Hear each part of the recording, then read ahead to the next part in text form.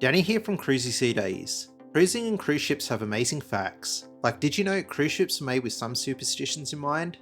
Or did you know that people die on cruise ships more often than you think? In this video, I'll be telling you some of the strange and crazy facts about cruise ships. Some you might know and some you might not. So let's get started. Cruise ships are built with a bit of superstition. Have you ever noticed that cruise ships are missing a deck?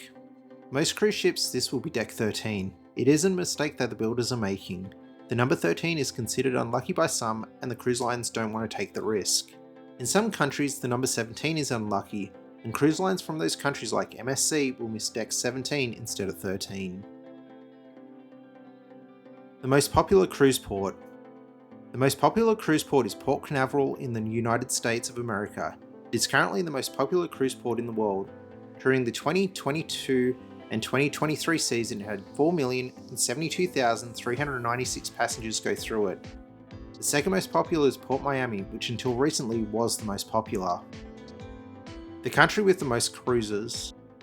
After knowing the last fact, it shouldn't come as a surprise that the United States is the country with the most cruises, at approximately 14,199,000 during the 2019 season alone, or 47.8% of the world's cruise passengers.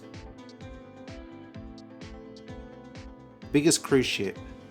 Cruise ships can be huge, and the biggest in the world is currently the Royal Caribbean's Wonder of the Seas. It weighs in over 236,000 tonnes, is 362 metres long, and holds just under 6,000 passengers at double capacity. While that might seem crazy, 2 more ships are confirmed to be on the way that are even bigger.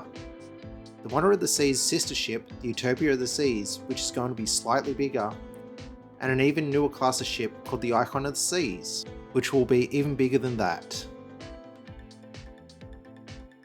You're always being watched.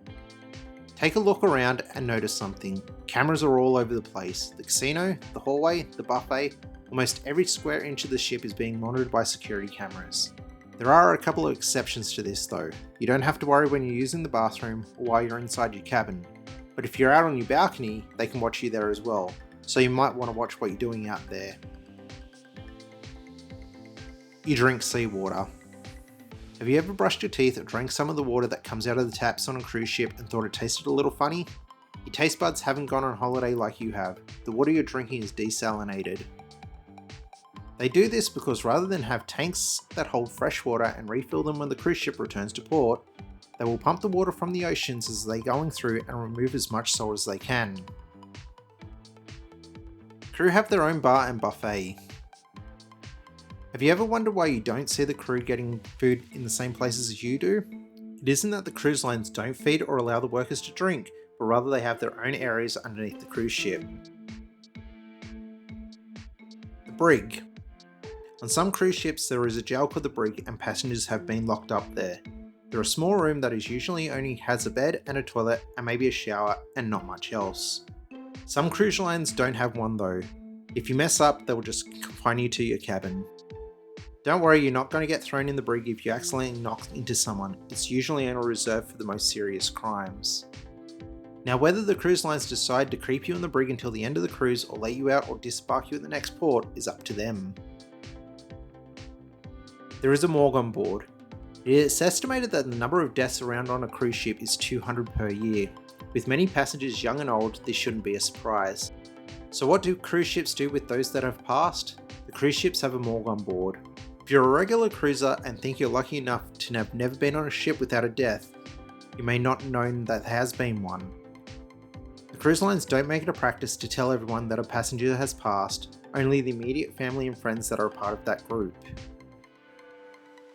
Cruise lines want you to pre-buy everything. When talking to other cruisers and looking online for cruise tips, one of the most well-known ones is to pre-buy or pre-book everything you can before you get on board since it's cheaper. The thing with this is, did you know the cruise lines actually want you to do this because they'll make more money in the end?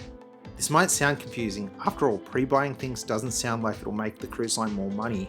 But if you've already purchased things like the drinks package 6 months before, you've probably saved up a bit of money to be able to spend on things like souvenirs and the casino. So how much do people spend on board? The average estimated amount is $220 for every day that you are on board. You do gain weight on a cruise ship. At the end of the cruise, do your clothes feel a little bit tighter? They might do. The average weight gain of a person on a 7-night cruise is 2.26 kg or 5 pounds. Your toilet habits tend to change on a cruise. It's not just your imagination. Most people on a cruise usually have a change in diet as they are usually eating things differently to normal. This can actually make your number 2 softer, hence making you want to go more. The funny thing with this is that same change in diet can have the opposite effect on some people and cause them to become constipated. There's no dentist. Ships have a medical centre where they can either help or at least stabilise most medical issues. But one thing they don't have is a dentist. The reason for this is that dental emergencies are rarely a problem. But what happens if a dental emergency does happen? A medical centre should be equipped with at least pain meds to keep you going long enough till they can get you off the ship or in a port to get it fixed. If it is really that bad, you might actually have to be medically evacuated from the ship. Land legs are a thing.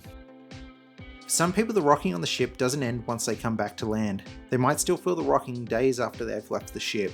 While this is completely normal, some people have it much worse and suffer from an illness called Maldebark syndrome. This is where they don't stop rocking and it can be a lifelong disease for them. If you want to know more about it, have a look at this video here. And as always, thanks for watching.